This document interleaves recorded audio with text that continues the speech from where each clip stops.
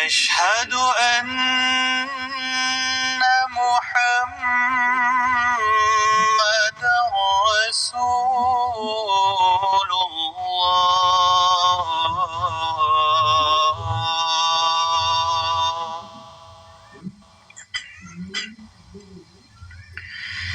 حي على الصلاة.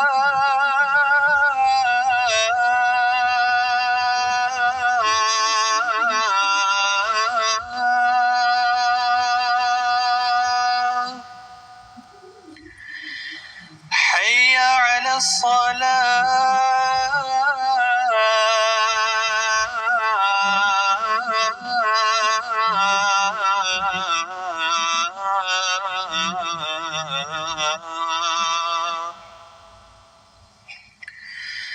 حي على الفلاح.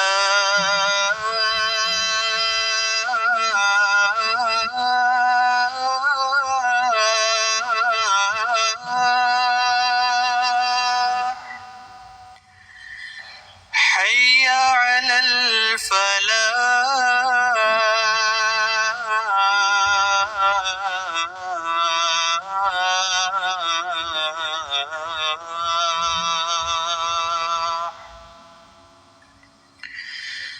الله أكبر الله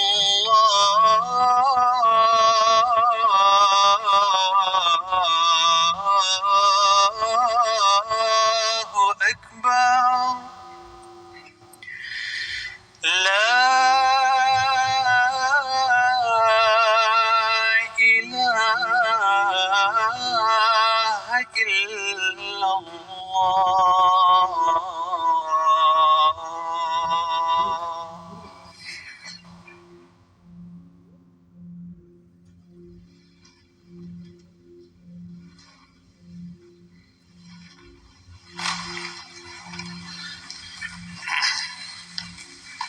السلام علیکم ورحمۃ اللہ.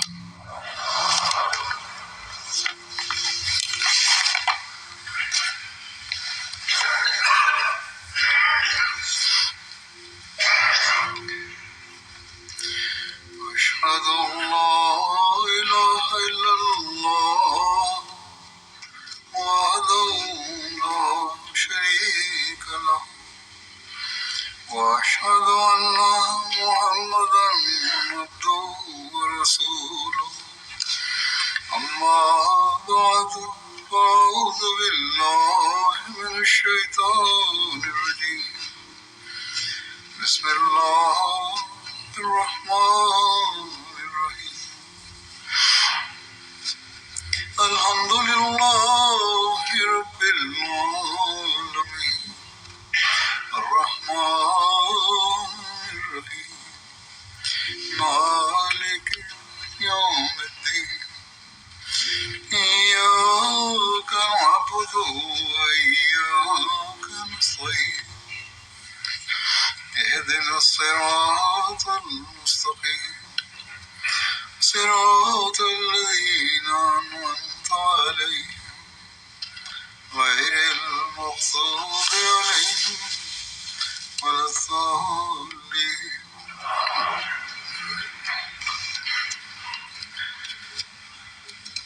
جلسے سے پہلے کی خطبات میں جنگ مرائسے کے حوالے سے ذکر ہو رہا تھا. اس بات کا بھی ذکر ہوا تھا کہ عبداللہ بن ابی نے حضرت صلی اللہ علیہ وسلم متعلق غلط باتیں کی اور منافقانہ رویہ اختیار کیا. بشیر احمد صاحب نے تفسیر خاتم النبیین میں اس واقعے کی تفصیل بیان کرتے ہوئے لکھا ہے کہ جنگ کے اختتام کے بعد حضرت صلی اللہ علیہ وسلم نے چند دن تک مریسی میں قیام فرمایا، مگر اس قیام کے دوران منافقین کی طرف سے ایک ایسا ناگوار واقعہ پیش آیا جس سے قریب تھا کہ کمزور مسلمانوں میں خانہ جنگی تک نوبت پہنچ جاتی، مگر حضرت صلی اللہ علیہ وسلم کی موقع شناسی اور مقناطیسی اثر نے اس فتنے کے خطرناک داعش سے مسلمانوں کو بچا لیا. واقعہ یوں ہوا کہ حضرت عمر کا ایک نوکر جاجا نامی موریسی کے مقامی چشمے پر پانی لینے کے لیے گیا. اتفاقاً اسی وقت ایک دوسرا شخص سنان نامی بھی جو انصار کے حلیفوں میں سے تھا پانی لینے کے لیے وہ پہنچا. یہ دونوں شخص جاہل اور عامی لوگوں میں سے تھے. چشمے پر یہ دونوں شخص آپس میں جھگڑ پڑے اور جہاجہ نے سنان کو ایک ضرب لگا دی. بس پھر کیا تھا، سنان نے زور زور سے چلانا شروع کر دیا کہ انصار کے گروہ میری مدد کو پہنچو کہ میں پٹ گیا. جب جہاجہ نے دیکھا کہ سنان نے اپنی قوم کو بلایا ہے تو اس نے بھی اپنی قوم کے لوگوں کو پکارنا شروع کر دیا کہ اے مہاجرین بھاگو دوڑو. جن انصار اور مہاجرین کے کانوں میں یہ آواز پہنچی وہ تلواریں لے کر بے تحاشا اس چشمے کی طرف لپکے اور دیکھتے ہی دیکھتے وہاں ایک اچھا خاصا مجمع ہو گیا. اور قریب تھا کہ بعض جاہل نوجوان ایک دوسرے پر حملہ آور ہو جاتے اور اتنے میں بعض سمجھدار اور مخلص مہاجرین اور انصار بھی موقع پر پہنچ گئے اور انہوں نے فوراً لوگوں کو علیحدہ علیحدہ کر کے صلح صفائی کروا دی. حضرت صلی اللہ علیہ وسلم کو یہ خبر پہنچی تو آپ نے فرمایا یہ ایک جاہلیت کا مظاہرہ ہے اور اس پر ناراضگی کا اظہار فرمایا. بہرحال اس طرح معاملہ رفع دفع ہو گیا. لیکن جب منافقین کے سردار عبداللہ بن ابی بن سلول کو جو اس وقت غزوہ میں شامل تھا اس واقعے کی اطلاع پہنچی تو اس بدبخت نے اس فتنہ کو پھر جگانا چاہا اور اپنے ساتھیوں کو حضرت صلی اللہ علیہ وسلم اور مسلمانوں کے خلاف بہت کچھ اکسایا.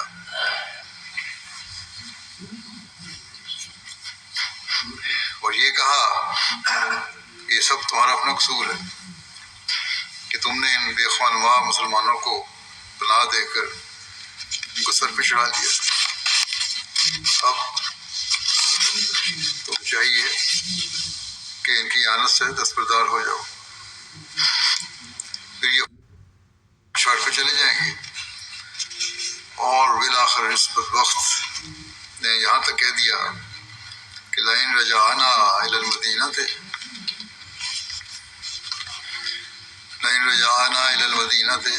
لیخرجن الاعز منها الاذل. یعنی دیکھو تو اب میں مدینے میں جا کر عزت والا شخص جو ہے یا گروہ وہ ذلیل شخص یا گروہ کو اپنے شہر سے باہر نکال دیتا یا نہیں. اس وقت ایک مخلص مسلمان بچہ زید بن ارقم بھی وہاں بیٹھا تھا. اس نے عبداللہ کے منہ سے حضرت صلی اللہ علیہ وسلم کے متعلق یہ الفاظ سنے تو بتاف ہو اور فوراً اپنے چچا کے ذریعے حضرت صلی اللہ علیہ وسلم کو اس واقعے کی اطلاع دی. اس وقت حضرت صلی اللہ علیہ وسلم کے پاس حضرت عمر بھی بیٹھے تھے. وہ یہ الفاظ سن کر غصہ و غیرت سے بھر گئے اور حضرت صلی اللہ علیہ وسلم سے عرض کرنے لگے کہ یا رسول اللہ آپ مجھے اجازت دیں میں اس منافق فتنہ پرداز کی گردن اڑاتا ہوں. آپ صلی اللہ علیہ وسلم نے فرمایا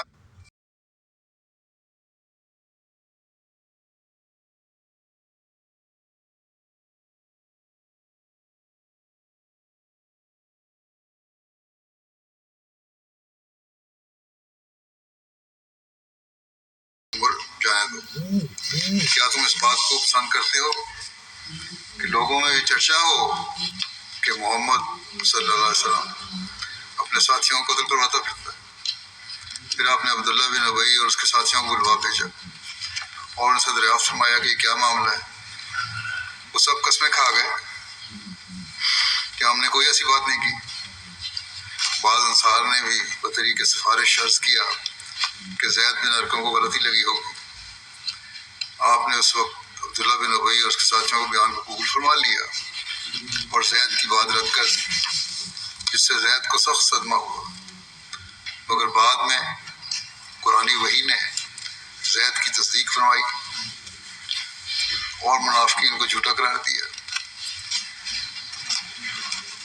بہرحال یہاں ادھر تو حضرت صلی اللہ علیہ وسلم نے عبداللہ بن ابی وغیرہ کو بلا کر اس بات کی تصدیق شروع فرما دی اور ادھر آپ صلی اللہ علیہ وسلم نے حضرت عمر سے ارشاد فرمایا کہ اسی وقت لوگوں کو کوچ کا حکم دے دو. یہ وقت دوپہر کا تھا، جبکہ حضرت صلی اللہ علیہ وسلم عموماً کوچ نہیں فرمایا کرتے تھے، کیونکہ عرب کے موسم کے لحاظ سے یہ وقت سخت گرمی کا وقت ہوتا ہے اور اس میں سفر کرنا نہایت تکلیف دہ. مگر آپ صلی اللہ علیہ وسلم نے اس وقت کے حالات کے مطابق یہی مناسب خیال فرمایا کہ ابھی کوچ ہو جاوے. چنانچہ آپ کے حکم کے ماتحت فوراً سارا اسلامی لشکر واپسی کے لیے تیار ہو گیا. غالباً اسی موقع پر اسید بن حضیر انصاری جو قبیلہ اوس کے نہایت نامور رئیس تھے، حضرت صلی اللہ علیہ وسلم کی خدمت میں حاضر ہوئے اور عرض کیا، یا رسول اللہ، آپ تو عموماً ایسے وقت میں سفر نہیں فرمایا کرتے، آج کیا معاملہ ہے؟ آپ نے فرمایا کہ اسید، کیا تم نے نہیں سنا کہ عبداللہ بن ابی نے کیا الفاظ کہے ہیں؟ وہ کہتا ہے کہ ہم مدینہ چل لیں، وہاں پہنچ کر عزت والا شخص ذلیل شخص کو باہر نکال دے گا. اسید نے بے ساختہ عرض کیا کہ ہاں یا رسول اللہ، آپ چاہیں تو بے شک عبداللہ کو مدینہ سے باہر نکال سکتے ہیں، کیونکہ واللہ عزت والے آپ ہیں اور وہی ذلیل ہے. پھر اسید بن حضیر نے عرض کیا، یا رسول اللہ، آپ جانتے ہیں کہ آپ کے تشریف لانے سے قبل عبداللہ بن ابی اپنی قوم میں بہت معزز تھا اور اس کی قوم اس کو اپنا بادشاہ بنانے کی تجویز میں تھی. جو آپ صلی اللہ علیہ وسلم کے تشریف لانے سے خاک میں مل گئی. بس اس وجہ سے اس کے دل میں آپ کے متعلق حسد بیٹھ گیا ہوا، اس لیے آپ اس کی اس بکواس کی کچھ پرواہ نہ کریں اور اس سے درگزر فرمائیں.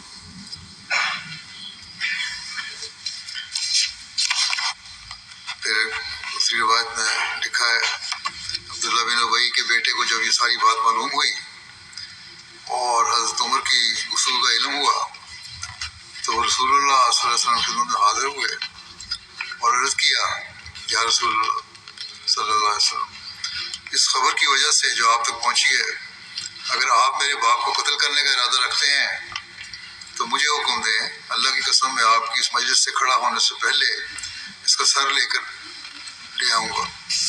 اللہ کی قسم خزرج والے جانتے ہیں کہ خزرج میں کوئی آدمی مجھ سے زیادہ والدین سے حسن سلوک کرنے والا نہیں، اور یا رسول اللہ، مجھے اس بات کا خوف ہے کہ آپ میرے علاوہ کسی اور کو اس کے قتل کرنے کا حکم دیں تو میرا نفس مجھے نہیں چھوڑے گا کہ میں اپنے باپ کے قاتل کو لوگوں میں چلتا پھرتا دیکھوں اور اسے قتل کر دوں اور آگ میں داخل ہو جاؤں. یہ نہ ہو کہ میں پھر اس کو قتل کر دوں، کوئی اور کو قتل کر دوں. آپ صلی اللہ علیہ وسلم کا معاف کرنا سب سے افضل ہے اور آپ کا احسان کرنا سب سے عظیم ہے. رسول اللہ صلی اللہ علیہ وسلم نے اس کی بات سن کے فرمایا کہ اے عبداللہ، نہ میں نے اس کے قتل کا ارادہ کیا ہے اور نہ کسی کو اس کا حکم دیا ہے. ہم ضرور اس کے ساتھ حسن سلوک کریں گے جب تک وہ ہمارے درمیان ہے. عبداللہ نے عرض کیا، یا رسول اللہ، بے شک اس شہر والوں نے اتفاق کر لیا تھا کہ میرے باپ کے سر پر تاج رکھیں، پھر اللہ تعالیٰ آپ کو لے آیا اور اللہ تعالیٰ نے اس کو پست کر دیا اور آپ کے ذریعے ہمیں بلند کر دیا. یہ عبداللہ بن ابی کے بیٹے کہہ رہے ہیں، اور اس کے ساتھ کچھ ایسے لوگ ہیں جو اس کے پاس آتے جاتے ہیں اور اس کو وہ باتیں یاد دلاتے ہیں جن پر اللہ تعالیٰ غالب آ چکا ہے.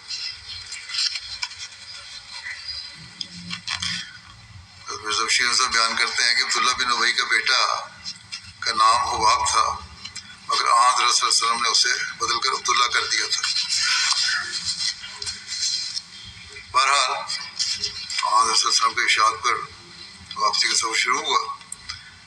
اس کی تفصیل میں مزید لکھا ہے کہ پھر رسول اللہ صلی اللہ علیہ وسلم نے اس دن شام تک اور ساری رات صبح تک اور دن کا ابتدائی حصہ سفر کیا. لوگوں کو سورج تکلیف دینے لگا، پھر آپ نے لوگوں کے ساتھ قیام فرمایا تو وہ جیسے ہی زمین پر اترے تو سو گئے. اس سارے سفر میں کوئی ایک شخص بھی اپنی سواری سے نہیں اترا تھا سوائے قضائے حاجت کے لیے یا نماز کے لیے، اور رسول اللہ صلی اللہ علیہ وسلم اپنی سواری کو ہانکتے اور اس کے پیچھے ٹانگوں میں کوڑا مارتے۔ یہ لمبا سفر آپ صلی اللہ علیہ وسلم نے اس لیے کیا تاکہ لوگوں کو عبداللہ بن ابی کی وہ بات بھول جائے جو گزشتہ روز ہوئی تھی۔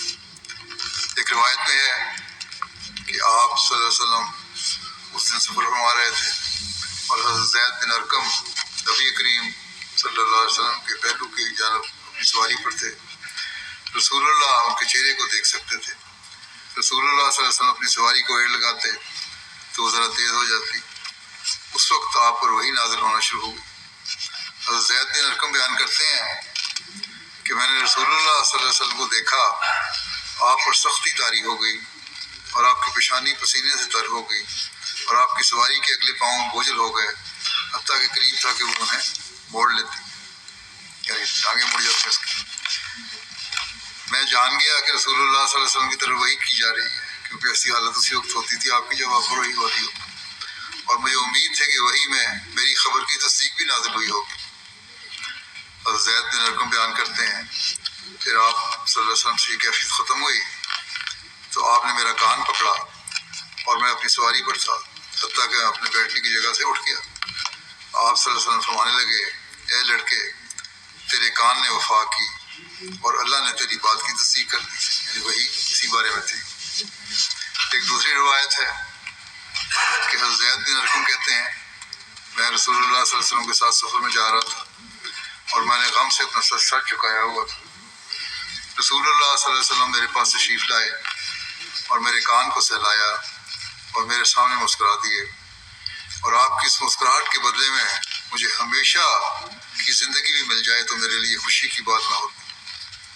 اتنی خوشی ہوئی مجھے اس مسکراہٹ کو دیکھ کر کہ مجھے اپنی زندگی سے بڑی قیمتی لگی یہ مسکراہٹ۔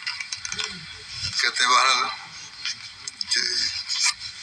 پھر حضرت ابوبکر مجھے ملے اور کہا رسول اللہ صلی اللہ علیہ وسلم تم سے کیا کہا؟ میں نے کہا آپ نے مجھ سے کچھ نہیں فرمایا سوائے اس کے کہ میرے کان کو سہلایا اور میرے سامنے مسکرائے۔ انہوں نے کہا خوشخبری ہو۔ پھر حضرت عمر مجھے ملے، میں نے ان سے وہی بات کہی جو میں نے حضرت ابوبکر سے کہی تھی۔ ایک روایت میں بیان ہوا ہے کہ جب سورۃ المنافقین نازل ہوئی، منافقون نازل ہوئی، تو نبی صلی اللہ علیہ وسلم نے زید کو بلا بھیجا اور آپ صلی اللہ علیہ وسلم نے وہ آیات تلاوت فرمائی اور فرمایا ان اللہ قد صدق کا، یعنی اللہ نے تمہیں سچ کر دیا۔ چنانچہ سورۃ منافقون نازل ہونے کے بعد حضرت عبادہ بن صامت ابن ابی کے پاس سے گزرے تو انہوں نے اسے سلام تک نہیں کیا۔ پھر اوس بن خوالی گزرے تو انہوں نے بھی سلام نہیں کیا۔ یہ دیکھ کر ابن ابی کہنے لگا کہ یہ ایک ایسا معاملہ ہے جس پر تم دونوں نے گٹھ جوڑ کر لیا۔ اس کی یہ بات انہوں نے سن لی، وہ دونوں صحابی اس کے پاس آئے اور اس کی اس حرکت پر اسے خوب جھٹکا اور ڈانٹ ڈپٹ کی اور بتایا کہ اس کی بات کو جھٹلانے کے لیے قرآن نازل ہو چکا ہے۔ اوس بن خوالی کہنے لگے اب میں تیرے بارے میں کبھی کوئی بات نہیں کروں گا جب تک میں یہ نہ جان لوں کہ تو اپنی حرکتوں سے باز آ گئے اور تو نے اللہ سے توبہ کر لی۔ ہم لوگ تیری خاطر زید بن ارقم کو کوستے رہے کہ تم نے اپنی قوم کے ایک آدمی کے بارے میں غلط بیانی کی، یہاں تک کہ زید کی تصدیق ہو گئی اور تیرے جھوٹ پر آیات قرآنی کی مہر لگ گئی۔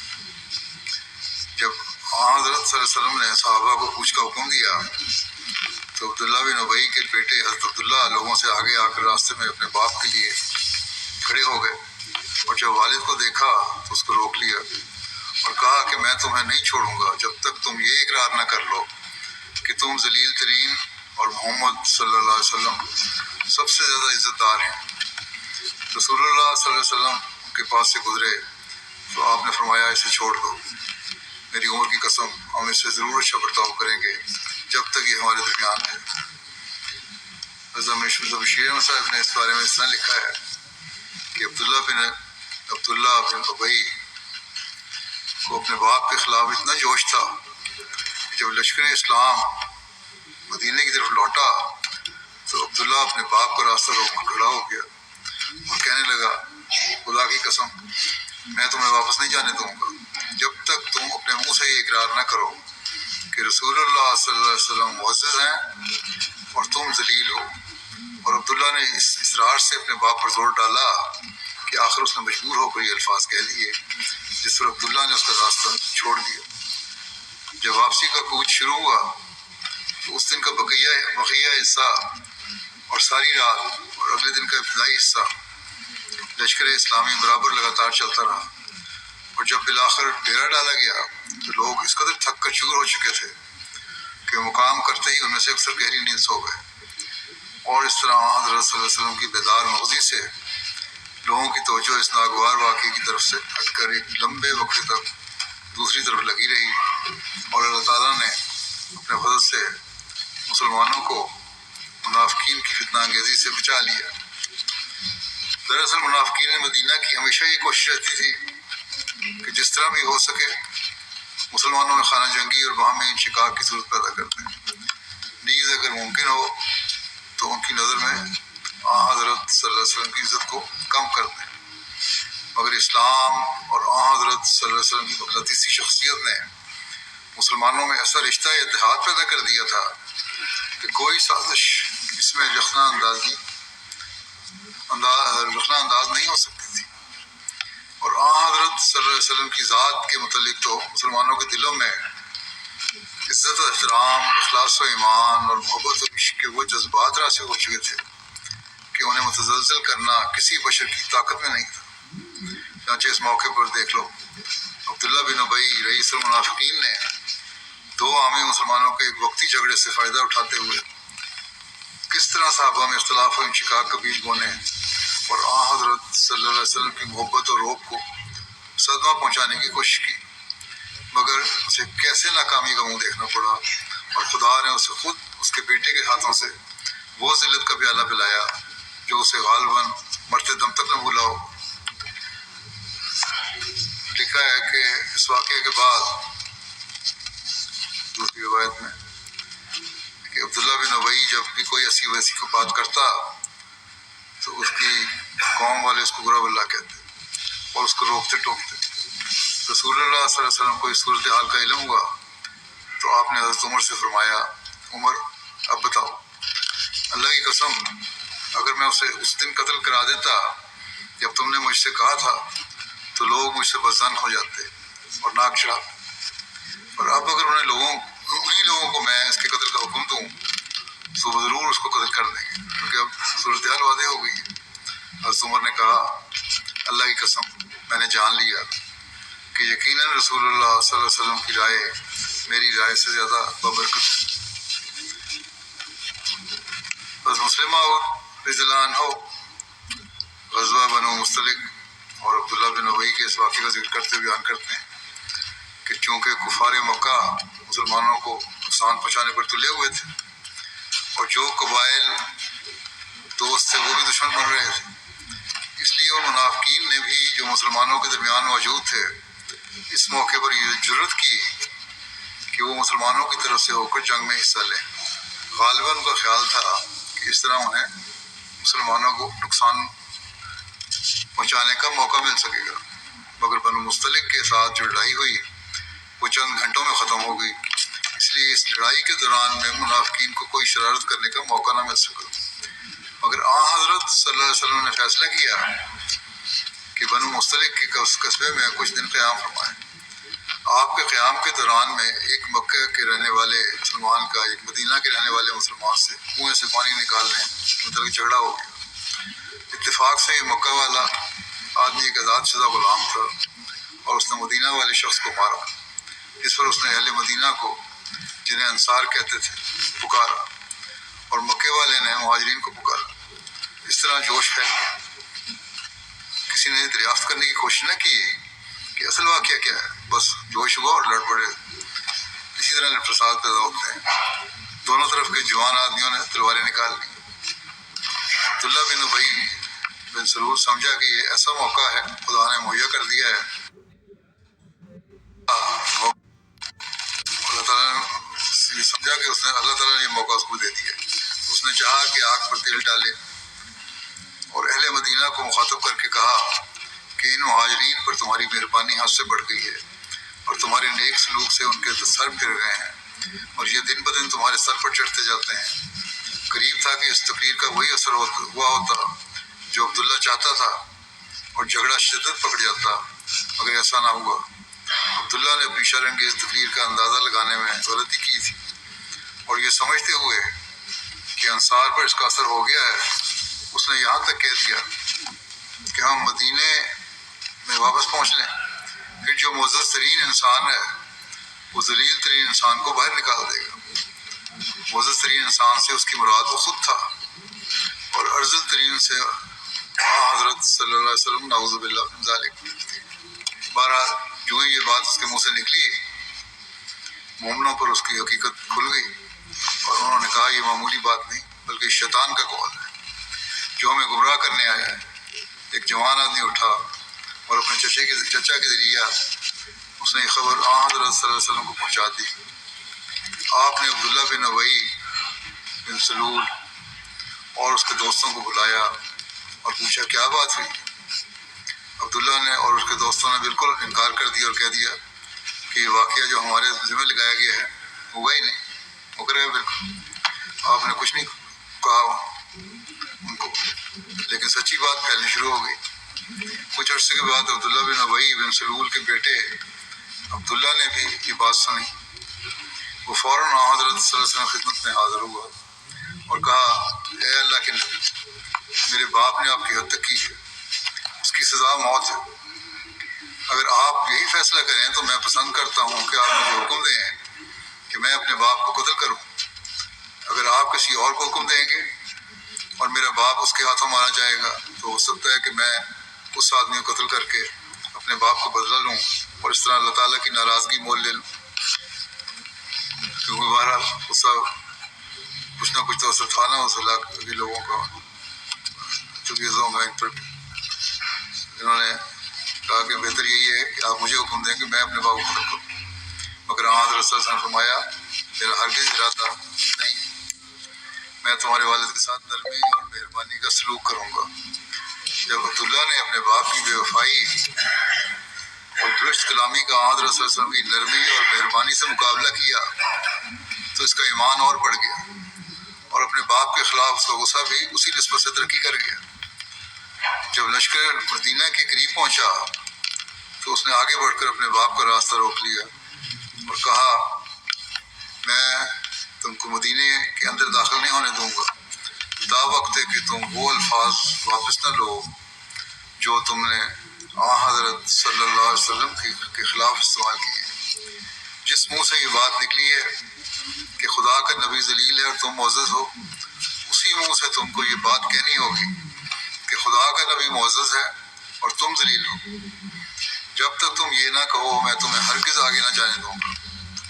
عبداللہ بن ابی بن سلول حیران اور خوفزدہ ہو گیا اور کہنے لگا اے میرے بیٹے، میں تمہارے ساتھ اتفاق کرتا ہوں، محمد معزز ہیں صلی اللہ علیہ وسلم اور میں ذلیل ہوں۔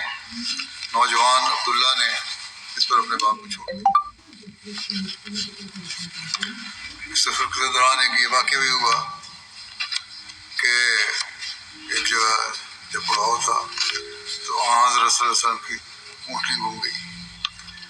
اس کی تفصیل یوں ہے کہ بنو مستلق سے واپسی پر حضرت صلی اللہ علیہ وسلم کو بیک النقی یا بقا نامی ایک چشمہ پر اترے۔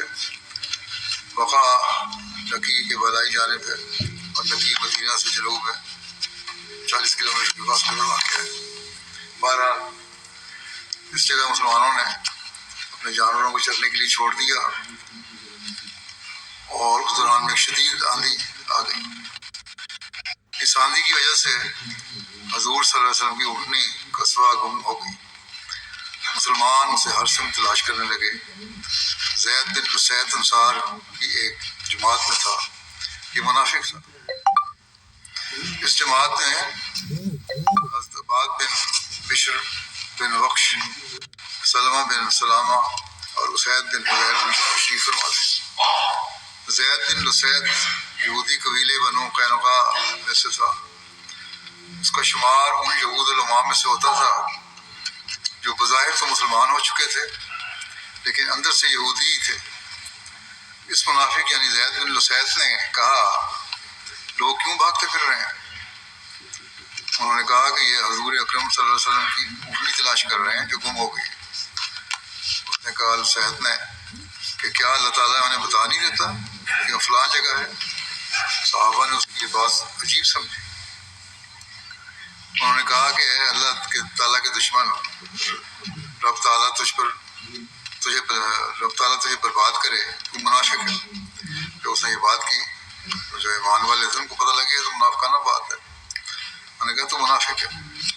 پھر حضرت اسید بن حضیر نے اس کی طرف توجہ کی اور کہا اگر مجھے یہ خدشہ نہ ہوتا کہ اس کے بارے میں حضور اکرم صلی اللہ علیہ وسلم کی کیا رائے کیا ہے تو میں یہ نیزہ تمہارے آر پار کر دیتا. دشمن خدا تیرے دل میں نفاق تھا تو پھر تو ہمارے ساتھ کیوں نکلا؟ اس نے کہا میں دنیاوی سامان کے حصول کے لیے نکلا ہوں. بھول گیا کچھ نہ کچھ سامنے آ گیا اور طنزاً کہا کہ بخدا حضور اکرم صلی اللہ علیہ وسلم تو ہمیں اس سے بڑے بڑے امور کے بارے میں بتاتے ہیں، ہمیں آسمانی امور کے بارے میں بتاتے ہیں، تو بھلا وہ اس اونٹنی کے بارے میں نہیں بتا سکتے؟ کہتے ہیں بڑی پیش ہوئیاں مجھے اللہ تعالیٰ بتاتا ہے کہ آپ کی خبر دے دیتا ہے، اونٹنی کے بارے میں کوئی نہیں خبر ہوتی. منافقانہ باتیں کرنے لگا. وہ سب جہاں بیٹھے تھے اس کی طرف لپکے اور کہا کہ بخدا اگر ہمیں معلوم ہوتا کہ تمہارے دل میں ایسے خیالات ہیں تو ہم اور تم ایک لمحے کے لیے بھی اکٹھے نہ ہوتے. اب ہم ایک ساتھ نہیں رہ سکتے. وہ خوف کے مارے وہاں سے بھاگ گیا. صحابہ اس کے حملہ نہ کر دیں کہیں اس پہ. انہوں نے اس کا سامان باہر نکال پھینکا صحابہ نے جو پڑا تھا وہاں. بہرحال وہ صحابہ سے چھپتا ہوا بھاگ کر حضرت صلی اللہ علیہ وسلم کی خدمت میں پناہ حاصل کرنے کے لیے بیٹھ گیا. آپ صلی اللہ علیہ وسلم کو اس بارے میں جو اس نے کہا تھا آسمان سے وحی کا نزول ہو چکا تھا. اس وقت جب وہ منافق سن رہا تھا آپ صلی اللہ علیہ وسلم نے فرمایا منافقین میں سے ایک شخص اس مصیبت پر خوشیاں منا رہا ہے کہ رسول اللہ صلی اللہ علیہ وسلم کی اونٹنی گم ہو گئی.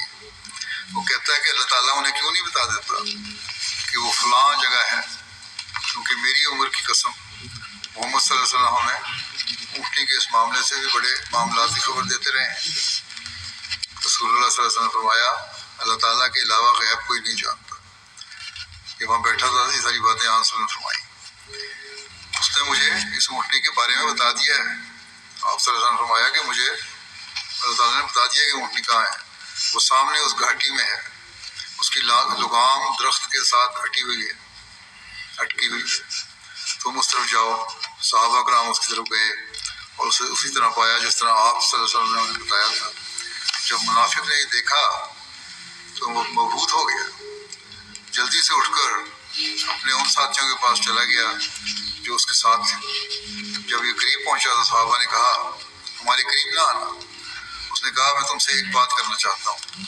وہ قریب ہوا اور اس نے کہا میں تمہیں اللہ تعالیٰ کا واسطہ دے کر کہتا ہوں کہ کیا تم میں سے کوئی حضور صلی اللہ علیہ وسلم کی خدمت میں حاضر ہوا ہے اور آپ کو میری بات بتائی ہے جو میں نے کی تھی؟ انہوں نے کہا نہیں خدا ہم تو اپنی اس محفل سے اٹھ کر بھی نہیں گئے. انہوں نے کہا میں نے تو لوگوں میں وہ بات ہوتے دیکھی ہے جو میں نے کی تھی اور انہیں یہ بات رسول اللہ صلی اللہ علیہ وسلم نے بتائی ہے. پھر اس شخص نے ان لوگوں کو وہ بات سب کچھ بتایا جو رسول اللہ صلی اللہ علیہ وسلم نے کہا تھا اور یہ کہ آپ کی اونٹنی مل گئی ہے. اس نے کہا مجھے آپ صلی اللہ علیہ وسلم کے معاملے میں شک تھا. اب میں گواہی دیتا ہوں کہ آپ اللہ تعالیٰ کے سچے رسول ہیں. گویا کہ میں نے آج ہی اسلام قبول کیا. اس واقعے کے بعد کہتا ہے کہ اب میں سچے طور پر اسلام قبول کرتا ہوں. صحابہ کرام نے کہا کہ رسول اللہ صلی اللہ علیہ وسلم کو جاؤ وہ تمہارے لیے بخشش طلب کریں. چنانچہ وہ رسول اللہ صلی اللہ علیہ وسلم کے پاس گیا اور بخشش طلب کی اور اپنے گناہ کا اعتراف کر لیا. بعض ابن اسحاق نے کہا ہے کہ بعض لوگوں کا کہنا ہے کہ زید یعنی اس منافق نے توبہ کر لی تھی اور یہ بھی کہا جاتا ہے کہ توبہ نہیں کی. بہرحال یہ ابھی تھوڑا سا مزید ہے اس کے واقعات آئندہ بیان ہوں گے. اس وقت میں بنگلہ دیش کی جو حالات ہیں ان کے لیے بھی دعا کے لیے کہنا چاہتا ہوں. وہاں جو حکومت کے خلاف فساد ہوا تھا، حکومت تو ختم ہو گئی لیکن فساد جاری ہے. سب کہتے ہیں اب کل سے شاید کچھ تھوڑی سی بہتری آئی، اور اس وجہ سے جماعت مخالف گروہ نے اس سے فائدہ اٹھا کر احمدیوں کو بھی نقصان پہنچانا شروع کر دیا. ہماری بعض مساجد میں توڑ پھوڑ کی گئی اور انہیں جلایا گیا. جامع احمدیہ اور جماعتی عمارات کو بھی نقصان پہنچایا گیا، وہاں بھی توڑ پھوڑ کی گئی اور جلایا گیا سامان.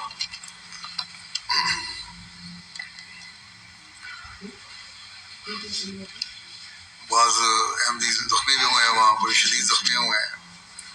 احمدیوں کو مارا پیٹا گیا، کئی احمدیوں کے گھروں کو بھی نقصان پہنچایا ہے، ان کو بھی جلا دیا، بلکہ بعض گھروں کے بارے میں تو ہے کہ مکمل طور پہ جلا دیا. بعضوں کے سامان جلائے، بالکل لاقانونیت ہے. اور احمدیوں کو تو یہاں ایک دفعہ جلسے کے دوران اب یہ 2 دفعہ اس علاقے میں نقصان اٹھانا پڑا ہے، لیکن ان کے ایمان میں کوئی لغزش نہیں آئی. اللہ تعالیٰ کی وجہ سے ایمان میں مضبوط ہے، اور انہوں نے کہا اللہ کی خاطر ہم یہ بھی برداشت کریں گے. اللہ تعالیٰ رحم اور فضل فرمائے اور احمدیوں کو اپنی حفاظت میں رکھے اور مخالفین کی پکڑ فرمائے. اسی طرح پاکستان میں بھی احمدیوں کے حالات کے لیے دعا کریں. وہاں بھی کچھ سخت حالات پیدا ہو رہے ہیں، اللہ تعالیٰ انہیں بھی ہر شر سے محفوظ رکھے. آج کل ملا اور مفاد پرست لوگ احمدیوں کے خلاف زیادہ سرگرم ہیں. اللہ تعالیٰ اور رسول اللہ صلی اللہ علیہ وسلم کے نام پر یہ لوگ ظلم کر رہے ہیں. اللہ تعالیٰ ان کی پکڑ کے پیچھے سامان فرمائے. فلسطین کے مسلمانوں کے لیے بھی دعا کریں، ان پر بھی اللہ تعالیٰ یہ ظلم جو کر رہے ہیں لوگ پکڑ کرے اور یہ ظلم ختم ہو. عمومی طور پر مسلمان دنیا کے لیے دعا کریں، یہ آپس کے ظلم جو کر رہے ہیں ایک دوسرے پر وہ بھی ختم ہوں اور اللہ تعالیٰ سے حقیقی تعلق پیدا کرنے والے ہوں اور زمانے کے امام کو ماننے والے ہوں. یہی ان کی بقا کا راستہ ہے، یہی نجات کا راستہ ہے. لیکن سمجھتے نہیں یہ لوگ. میں اس وقت مجموعہ 2 جنازے بھی پڑھاؤں گا اور مرحومین کا ذکر کرتا ہوں. پہلا ذکر ہے قرم ذکاء الرحمان صاحب شہید کا. چودھری عبدالرحمان صاحب لالہ موسیٰ ضلع گجرات کے بیٹے تھے. یہ گزشتہ دنوں ان کی شہادت ہوئی ہے جلسے کے دنوں میں. 27 جولائی کو تقریباً صبح 9:30 بجے 2 نامعلوم افراد نے ان کے کلینک میں داخل ہو کر فائرنگ کی، جس کے نتیجے میں یہ موقع پہ شہید ہو گئے. انا للہ و انا الیہ راجعون. ان کی عمر 53 سال تھی. تفصیلات کے مطابق ڈاکٹر ذکاء الرحمان صاحب شہید معمول کے مطابق کلینک کھول کر بیٹھے ہوئے تھے کہ 2 نامعلوم نقاب پوش افراد 9:30 بجے صبح موٹر سائیکل پر آئے، جن میں سے ایک کلینک کے اندر داخل ہوا جبکہ دوسرا کلینک کے باہر کھڑا رہا. اندر داخل ہوئے شخص نے مکرم ڈاکٹر صاحب پر فائرنگ شروع کر دی، جس کے نتیجے میں آپ کو 3 گولیاں لگیں، جن میں سے ایک گولی سینے پر دل کے قریب جبکہ ایک گولی پیٹ پر اور ایک گولی ہاتھ پر لگی. گفتگو کے بعد دونوں ملزمان بھاگنے میں کامیاب ہو گئے. فائرنگ کی آواز سن کر مکرم ڈاکٹر صاحب شہید کے ہمسائے کلینک میں آئے، جنہوں نے ڈاکٹر صاحب کو زخمی حالت میں پایا. ڈاکٹر صاحب شہید نے موصوف کو بچانے کی کوشش کی لیکن خون کی الٹی آئی اور اب شہید ہو گئے. انا للہ و انا الیہ راجعون. وقت شہادت آپ پاکستان میں اکیلے ہی تھے. آپ کی علی جلسہ سالانہ یو کے میں شمولیت غرض سے یو کے آئی ہوئی تھی.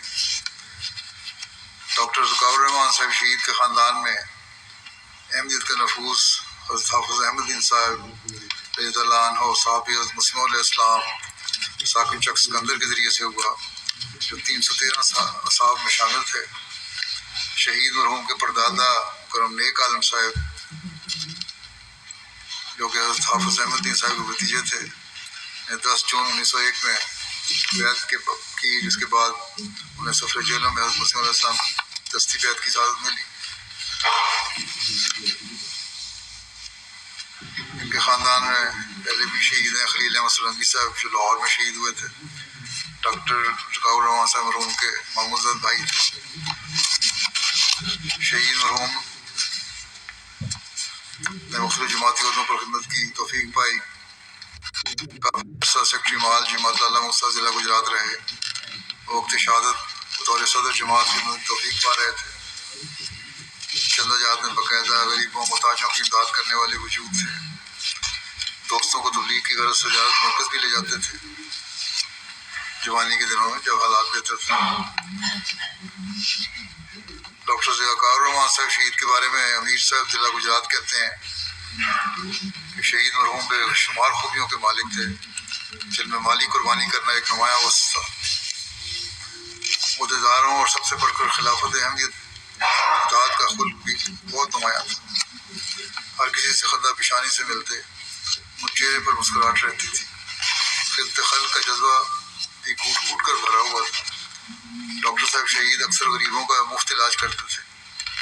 آپ کے علاقے میں غیر جماعت احباب کے ساتھ اچھے تعلقات تھے جن کا ذکر غیر جماعت احباب نے آپ کی شہادت کے بعد کیا ہے اور بعض غیر جماعت آپ کے جنازے میں بھی شامل ہوئے ہیں.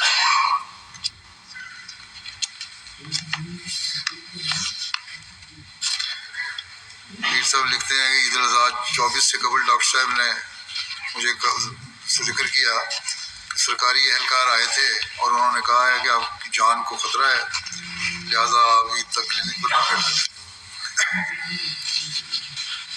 لیکن بہرحال ضرورت تھی بیٹھتے رہے. مرحوم نے پسماندگان میں اہلیہ محترمہ نگینہ رفیق صاحبہ ایک بیٹا اور 3 بیٹیاں چھوڑی ہیں. 2 بیٹیوں کی شادی ہوئی ہے. ایک بیٹی زیر تعلیم ہے جرمنی میں. اللہ تعالیٰ شہید کے درجات بلند فرمائے اور لوائقین کا صبر عطا فرمائے. بچوں کو بھی ان کی نیکیاں جاری رکھنے کی توفیق عطا فرمائے. دوسرا جنازہ ہے سیدہ بشیر صاحبہ اور بشیر احمد صاحب کی اہلیہ تھی. یہ بھی گزشتہ دنوں 83 سال کی عمر میں وفات پا گئیں. انا للہ و انا الیہ راجعون. مرحومہ موسیہ تھیں. عثمان میں ایک بیٹا اور 2 بیٹیاں شامل ہیں. ملک غلام احمد صاحب مربی سلسلہ گانا کی والدہ تھیں جو کہ میدان عمل میں ہونے کی وجہ سے اپنی والدہ کی جنازہ اور تدفین میں شامل نہیں ہو سکے. ان کے بیٹے غلام احمد صاحب مربی کہتے ہیں کہ خاندان میں آپ کے دادا حضرت ملک اللہ بخش صاحب رضی اللہ عنہ صحابی حضرت مسیح علیہ السلام کے ذریعے سے آئی جو ایک عالم بعمل نیک شخص تھے جنہوں نے سورج اور چاند گرہن کی شہادت کو دیکھ کر لودھرا سے قادیان پیدل سفر کر کے بیعت کی سعادت پائی تھی. ان کی والدہ حضرت اماں جان حضرت نصر جہاں بیگم صاحبہ کی شفقت سے بھی حصہ پاتی رہیں. اور ابھی سب کہتے ہیں کہ ہماری والدہ ہمیں بتایا کرتی تھی کہ ربا میں حضرت اماں جان رضی اللہ عنہا کا مجھے بہت پیار ملا. کہتی ہیں کہ میں ان کے ساتھ پاس رہی. مجھے روٹی کسی وجہ سے پسند نہیں تھی. اکثر باوجود تنگی کے حضرت اماں جان رضی اللہ عنہا مجھے پیسے دیتی کہ جاؤ اپنے لیے باندھ لے آؤ بازار سے اور پھر دودھ کے ساتھ کھاتی تھی. میں کہتی ہے ایک دفعہ میں چھوٹی تھی کسی وجہ سے رو رہی تھی تو حضرت اماں جان رضی اللہ عنہا نے مجھے بڑے پیار سے اپنی گود میں بٹھا کر پیار کیا اور ہاتھ سے اپنے کھانا کھلایا. کہتے ہیں کہ میری والدہ ایک یتیم بچے کی طرح پلی تھی مگر حضرت اماں جان رضی اللہ عنہا کی ثانی اور دوسرے بزرگان کی پاک صحبت نے آپ پر گہرا اثر چھوڑا. ساری عمر باقاعدہ تہجد ادا کی نماز پابند تھی. نہ صرف خود بلکہ بچوں کو بھی کہا کرتی تھی. نظر کمزور ہونے کے باوجود رمضان میں قرآن 2 یا 3 بار ختم کرتی. اللہ سے بہت پیار کا تعلق تھا, وفا کا تعلق تھا, اخلاص کا تعلق تھا. خلفاء کے خطبات اور خطابات بڑے اہتمام سے اور خاموشی سے سنتی تھی. پھر ایک خوبی انہوں نے لکھی ہے کسی سے اونچی آواز میں بات کرنا سخت ناپسند تھا بلکہ اگر بچے بھی اونچا بولتے تو انہیں منع کرتی تھی. خاک صاحب نے کہتے ہیں انہیں ہمیشہ اپنے خاوند کا حقیقی اور سچا ساتھی دیکھا، اور ہم بچوں کو نماز کا وہ کیا، جس طرح قرآن پڑھایا، پھر قرآن پڑھایا، خلافت اور نظام جماعت کی محبت دل میں اٹھائی۔ یہ کہا کرتی تھی کہ مجھے سیالکوٹ کی جو مسجد ہے وارک، وہاں جانے کا دل کرتا ہے تاکہ میں ان بابرکت جگہوں پر نماز ادا کروں جہاں حضرت مسیح علیہ السلام نے نمازیں پڑھی ہیں۔ تو وہ صاحب کہتے ہیں کہ اتفاق سے میرا تقرر وہاں ہوا، میں والدین کو سیالکوٹ لے گیا، اور والدہ نے وہاں جا کے مسجد کے ہر حصے میں نمازیں اور نوافل بڑے رکت کے ساتھ ادا کی، اور اپنی دلی خواہش پورا ہونے پر اللہ تعالیٰ کا شکر دیا۔ بہت دعا گو تھی، اللہ کی رضا پر حاضر راضی رہنے والی، دنیا کی علائشوں اور خواہشات سے مکمل دور رہنے والی، مخلص اور ہر لحاظ سے مثالی خاتون تھی۔ اللہ تعالیٰ مغفرت و رحم فرمائے ان سے۔ دیکھیے یہ بچوں میں بھی جاری رہے اور ابھی نسلوں میں بھی جاری رہے۔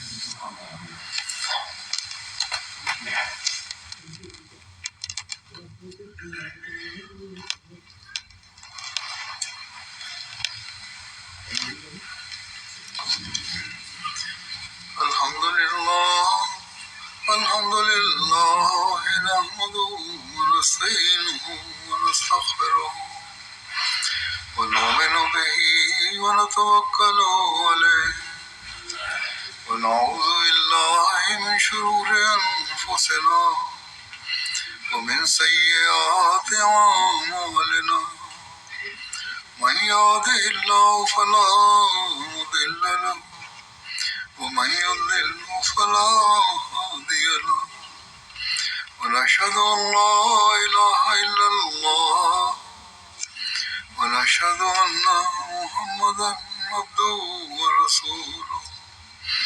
عباد الله رحمكم الله، إن الله يأمر بالعدل والإحسان وإيتاء ذي القربى وينهى عن الفحشاء والمنكر والبغي يعظكم لعلكم تذكرون۔